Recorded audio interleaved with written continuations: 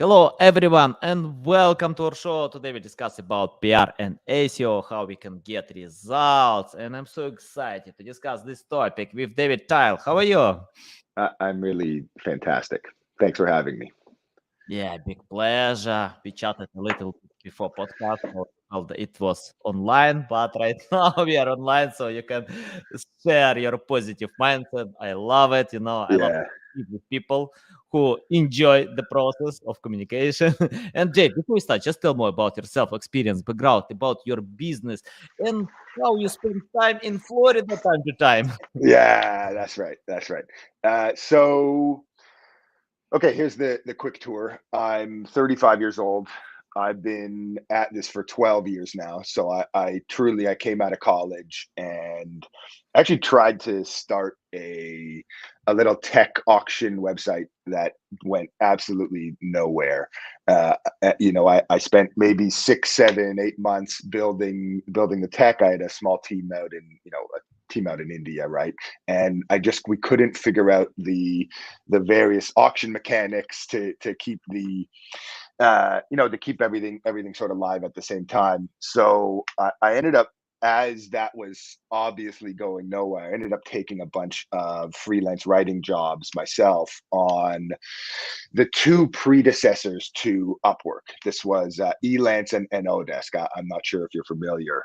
And lucky me, I really, right away, I ran into a number of really significant volume clients, a couple of SEO agencies, a couple of agencies that were doing big content jobs with like answers.com and eBay and Shopify and LegalZoom.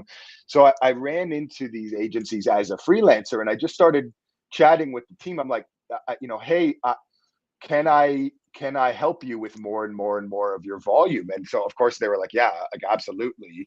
So I ended up hiring an editor out of the Dallas Morning News full time, and we started picking up writers on a full time and a part time basis. And I just sort of snowballed this team over the first 6 months or so of upwards of 100 writers. We had, this is 12 years ago, so this is like old hat SEO, where you could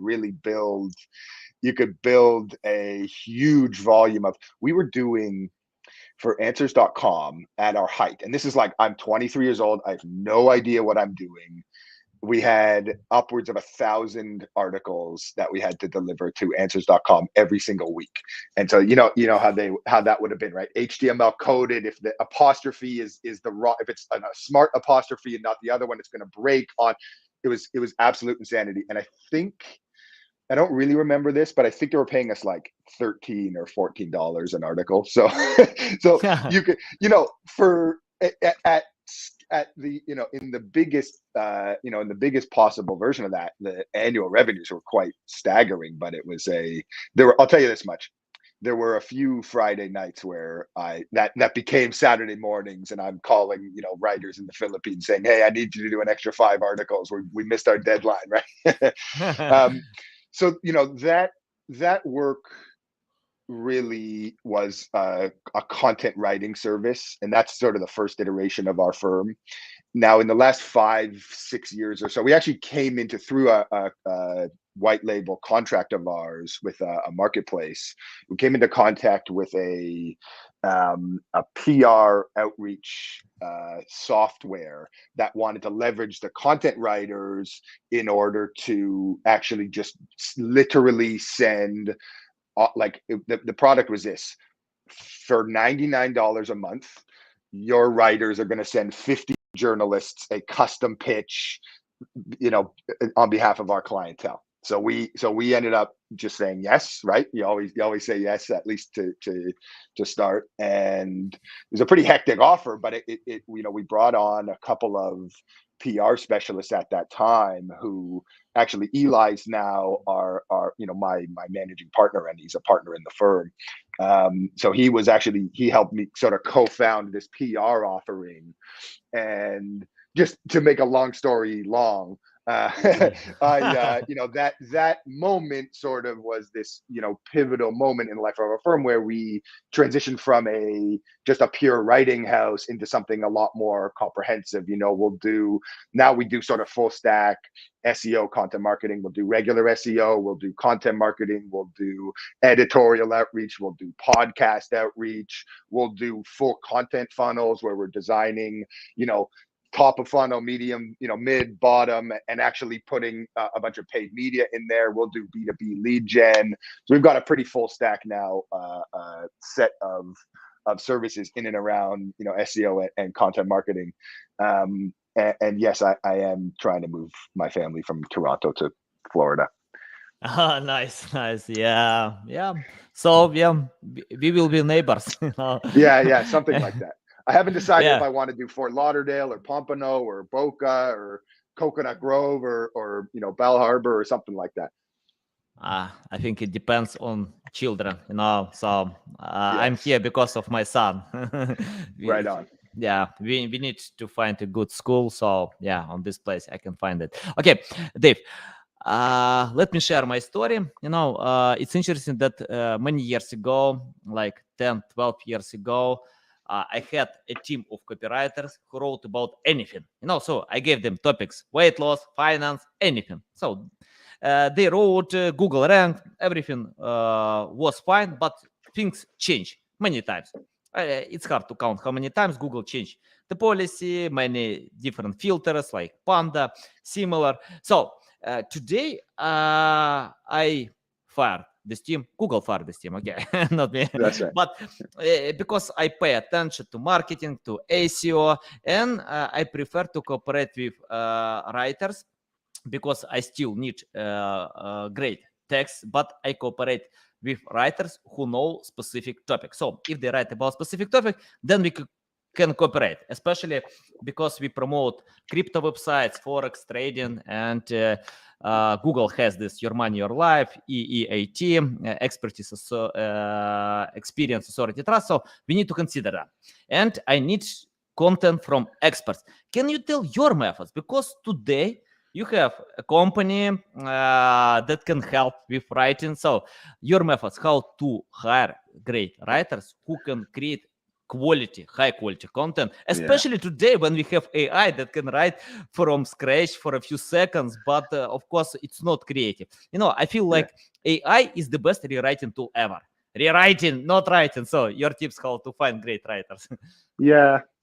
I think there's a huge emphasis on finding the best writer, but I actually have a different way of thinking about it, which is actually finding the best journalist.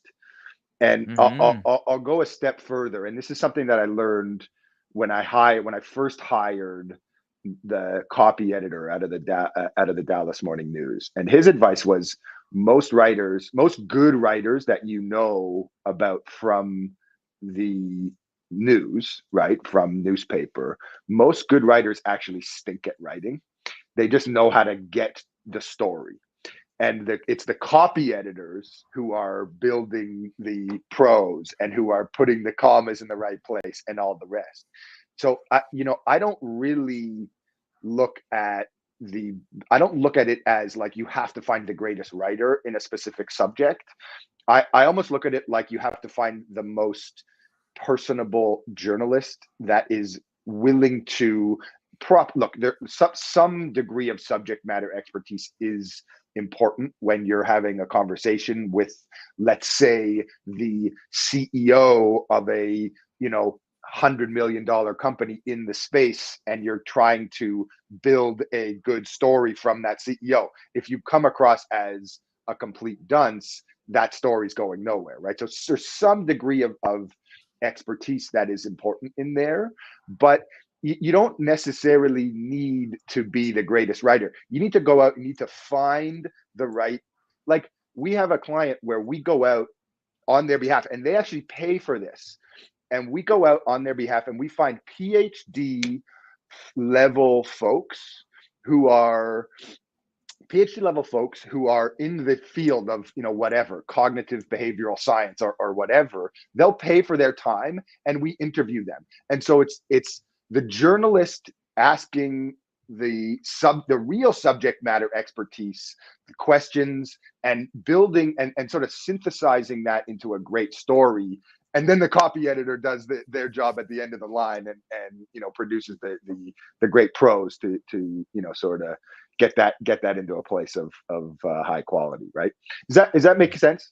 Especially in the day of in the days of AI here, right? Like the bottom 90% of the copywriting industry right now of just like pumping out SEO keyword based copy. It's like it's just so easy to go to ChatGPT and get that same quality, right? Yeah. I think I like to cooperate with journalists because they have different mindset. Copywriters often ask how many words to write, or I don't know, many similar questions, how many keywords to use. But journalists are looking for something new, for a new story, because big publications don't care about keywords, about the number of words. Google don't care at all about that. So, but journalists, they need to create something new, valuable. If people love it, then they will get new contracts. So yeah, That's I right. completely agree with that. I like this mindset. Doing the hard work of turning the dial and actually finding a story. It's not obvious that AI is there yet, right? Like it's obvious that it can pump out. If you want to write a generic article on parenting 101 or something that's been written about 40 million times already, it's gonna meet any quality standard. But if you want to interview the top expert in parenting, it's not so obvious that that AI is there yet as far as the human interaction is concerned. Yeah, agree. Love it. Okay. Anyway, plus 100 million users use ChatGPT today. So a lot. And I think I used AI before ChatGPT. Today I use more often, but not for the sake of writing. I usually edit on ChatGPT. If I can't build my thoughts, I can send this mess to ChatGPT and ask, please help me with that, create nice written content without losing the meaning. So I can create titles, descriptions, many things on ChatGPT. Can you tell your methods how to use AI today? Because I don't think it's a good idea to ignore this tool. We can hate AI, but if you use it right, not overuse, so you can get great results with that. So your tips about that? Yeah, I'm all over, honestly. And I've been talking about this and thinking about this for a long time. I've been thinking about AI for a long time, especially as it relates to my business. But I've really been thinking about this heavily over the last, obviously since it was, since Jasper took over and got that huge valuation, and then with ChatGPT's one, I go back and forth. I don't know, and I sort of have to punt on the following question, which is what does the future hold for SEO? What does the future hold for Google? Right? Like, is ChatGPT or Bing plus ChatGPT going to turf Google? Are people going to stop searching? Because there is a world in the maybe near future, right, where everybody sort of could have a personalized butler that in the form of an AI assistant, right? I don't know if you've ever seen the movie Her, but something like that is like not really that far out of the realm of possibility. And if you have a butler that is a super intelligent sort of artificial intelligence that's sitting in your earbud, you're not going to really need Google anymore, right? So there's a sort of a weird future that is evolving that might actually sidestep SEO entirely. I'll go the other way too, right? Which is, I'm not so sure that Google is ever going to really, of course they're developing their own artificial intelligence, right? And so they're not, I'm sure they're hedging their bets left and right and up and down, but they're not really going to be in a position where they should, excuse me, they're not really going to be in a position where they should ever permit AI content to be like supreme or to be ranking. And so because here's the bot, like, as far as I see it, if Google comes to the table and they say, yo, SEO content is permitted to be ranking for any volume of keywords, doesn't matter. They'll create this weird incentive where, because the cost of creation is literally zero. You can go to ChatGPT for $20 a month and create 1 trillion articles, right? So if the cost of creation is zero, even if it's somewhat generic, right? The cost of creation is zero. But the incentive is, okay, Google will let you rank. Everybody's just going to publish 1 trillion articles, right? And so now Google's created this incentive where if I want to start a dental clinic, I also need to create 1 trillion articles on my blog or whatever in order that my website rank properly for local dentist in Pompano Beach or whatever else, right? So I am acknowledging here that I didn't really answer your question, so forgive me, but it hopefully that gives some context, because I think the future, and I would even argue that the search engines themselves don't really know what that future looks like right now. It's the future with respect to SEO, with respect to utilizing AI in SEO copy I think it's totally up for grabs. And I would urge anybody in digital marketing, anybody in SEO, anybody in copy to proceed with extreme caution when using AI, but to experiment like absolute crazy right now, because there's so many tools coming to the table every single day. You just make sure that you're properly, you're properly siloed, because there's going to be more and more, crazy moments where, it's not like, listen, as somebody who's been in SEO copy for 12 years, right? Like, it's not like AI or article spinning. Like, it's not like computer generated copy is a new phenomenon. This has been a cat and mouse game with Google forever. It's just hella significant. It's hella sophisticated now with a tremendous LLM that's come to the table, obviously. Does that answer your question, or have I completely just sidestepped it? Yeah, I think part of the question, yes. Because I think it's a broad topic. So broad topic, it's hard to reply to this question. The bottom line is this, and I'll just keep it really simple. If clients are down to let us experiment with AI, we're going to use it, and we're going to use it to support our content creation, not to be the entirety of it, but to be a tool that we use. But if clients are allergic to it, and many have proven to be allergic to it because they're nervous that they'll get the Google hammer, we don't. We have our team of human copywriters, and we stick to it, and that's the story. Yeah, nice. Before we start to discuss about PR, we have the question of what of potential duplicate issues. I think it's like rewriting. Yeah, we discussed about rewriting before, and I think when we are talking about rewriting, I feel the same when I ask my friends about a new movie. I usually love to save time. Before going to a new movie, I can ask my friends about their review. And in most common reply, I usually get like nothing special, the same plot, I watch similar movies, and I feel it's the same with rewriting. Because rewriting, it's like rephrasing existing content. Users can find this content in the top 10. Google can recognize that nothing special, nothing new.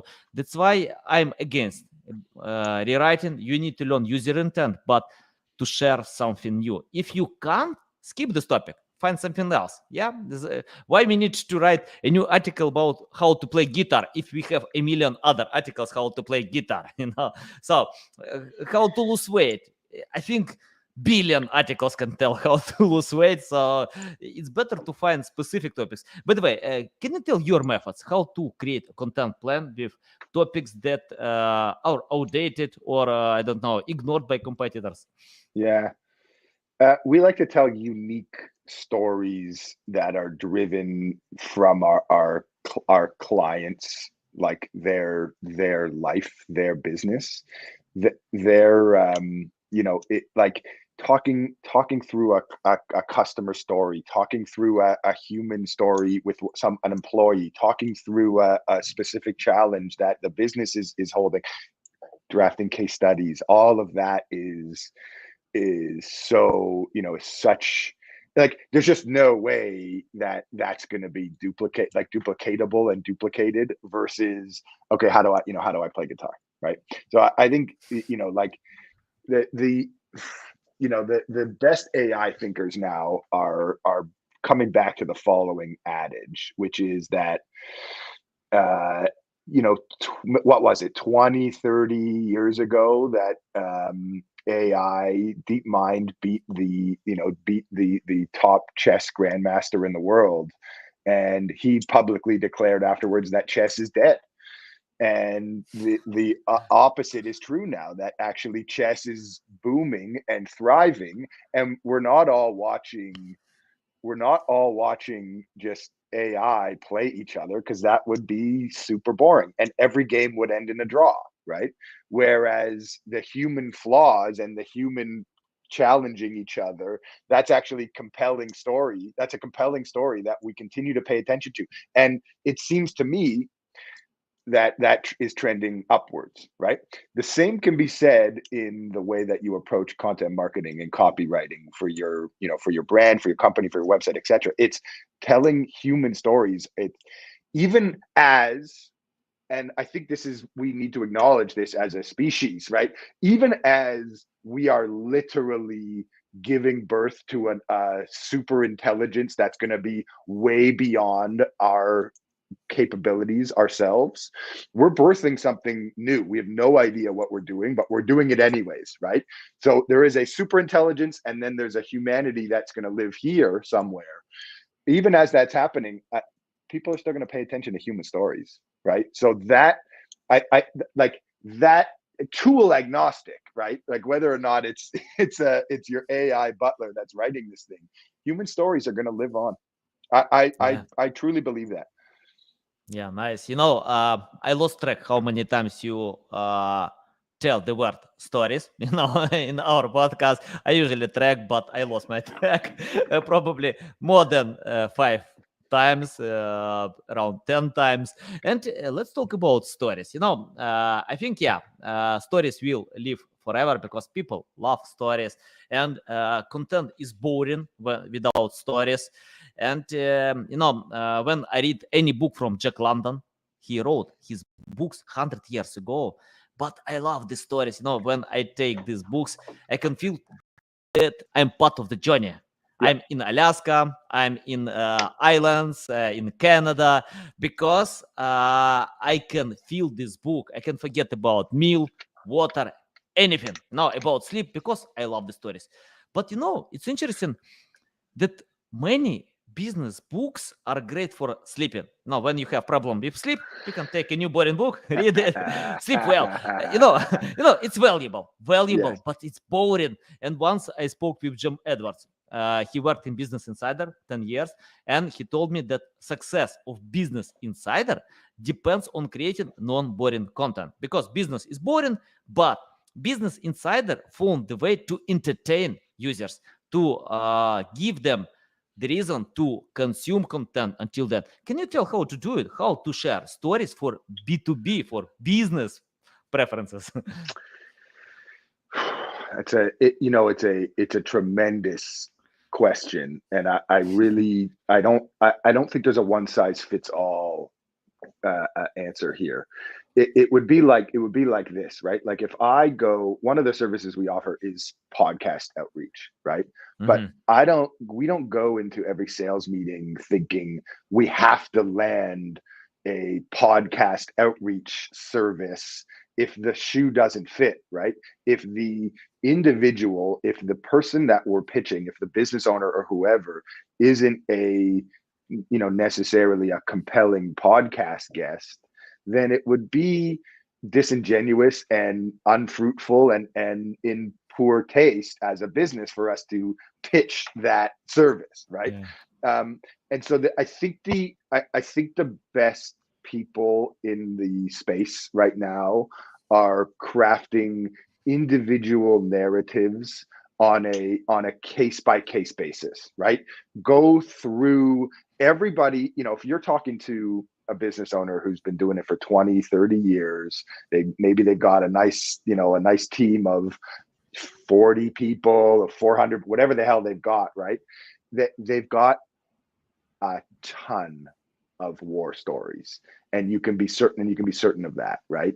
And so that leveraging and getting into the weeds there, I think is it's not and maybe this is a tactical answer, right? Like literally in a journalistic way, tease out the stories that your clients that you are tease out those war stories. Get in there, go like really dig in and learn and try to understand how it is that you can build that arc. Because I think where you're coming from here is actually quite bright, which is that the truth is, this is in my view, it's an evolutionary imperative, as in the reading and writing technology in the evolution of humanity is only a new-ish technology, so to speak. And so the story, really, the guiding principle for the majority of human evolution has actually just been a common mythology as told through stories, probably around the campfire, right? And so we are innately wired to accept story. I mean, look at the Bible, right? Like these are the common stories that we always come back to. So we're bred to love stories. I think everybody should have a little bit of an instinct insofar as teasing that out and telling a great story and then finding it and then writing it and all the rest, right? Yeah, nice. Does that make sense? Yeah, makes sense. Dave, I want to touch the topic about PR.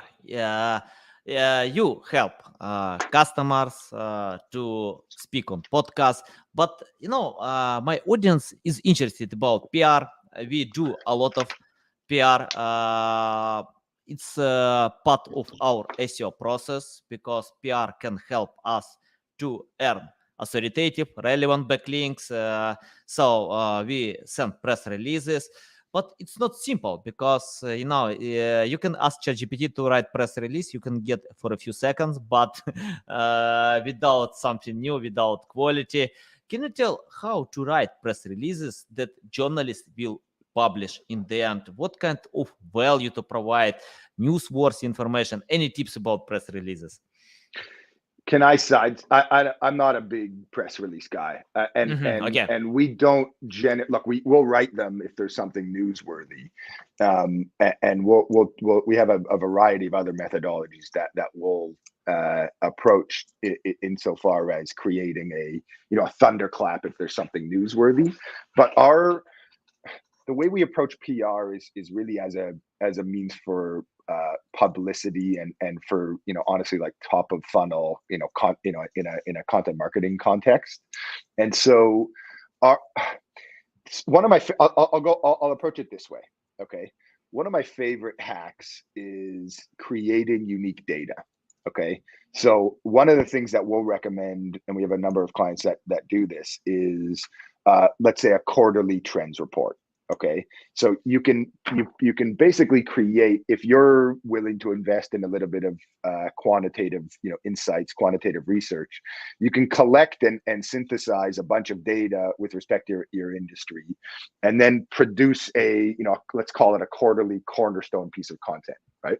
When you have that cornerstone, go out, obviously, and tease out a dozen, 2 dozen headlines and write a bunch of blog content that you're going to publish on your website. And then from each blog article, you want to produce a flurry of tweets and social copy, etc. But what you also want to do, and this is where this gets fun, is use the exercise to prop up a number of, or a single author of authority inside your firm. And what you're going to want to do is create that persona, right? Create the individual that is like a Neil Patel, right? That when they come knocking in a niche magazine, in a trade magazine to contribute, it's just such an obvious, it's so obvious that they should be somebody that is contributing an article, etc. And now the last weave that we do is all those headlines for blog articles that you've pulled from the unique data that you've collected, they should be your pitches into any of the niche trade magazines, any sort of, when you own the data, right? So you have a unique, specific position in the market, and you can go to a niche trade mag and say, hey, X% of this segment is saying, A, B, C, X, Y, and Z about this, this product group or whatever. And that unique data point, because you own the data, because you own the report, etc., that's a very compelling thing that's a unique story. That's a compelling thing for a lot of magazines that they won't, because you understand. And I think the genesis of your question here is that a ton of these places, anybody that has attention, right? Any digital magazine that has attention, their editors, their journalists, their, the publisher, etc., they're inundated with generic, and they're going to be continue to be inundated with generic pitches all day, every day. But if you have something hyper unique, their eyes will open and their ears will perk up and all the rest. Nice. And okay, can you tell more about this method? So you don't send press releases, but you send some short stories about topics to journalists. Can you clarify more about I your think PR? I think the way we think about PR is as a holistic game insofar, because it's not just, did we send a press release? It's, are we getting a volume of publicity that is functional with respect to our broad content, our broad content marketing funnels and our broad objectives.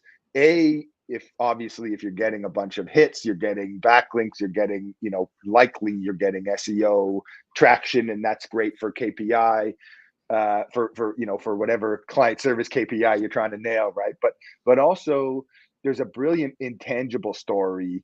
One of the case studies that we wrote on our website, so I don't really feel guilty sharing this story, is where we helped a team generate something like 30 or 40 press hits over a 12-month period, including getting the founder into Newsweek as an expert, source, right? And in the course of that 12 months, they ran their business north of 20 million in annual revenues, and they raised a $3 million round. So I don't take credit for those two things specifically, but they're not completely mutually exclusive.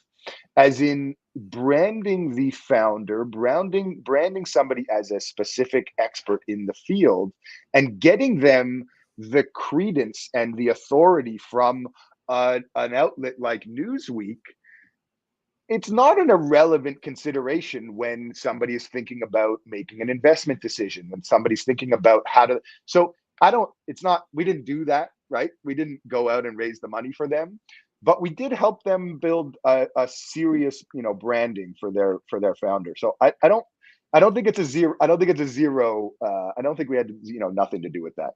So that's sort of. I think that answers your question. But I'm doing a lot of sidestepping. Yeah, got it. Okay, Dave, I wanna ask you about common mistakes. In my life, I made a lot of mistakes. I keep doing them. It's like part of the process. So, can you list mistakes that companies still do in writing, and your tips how to find a much better way?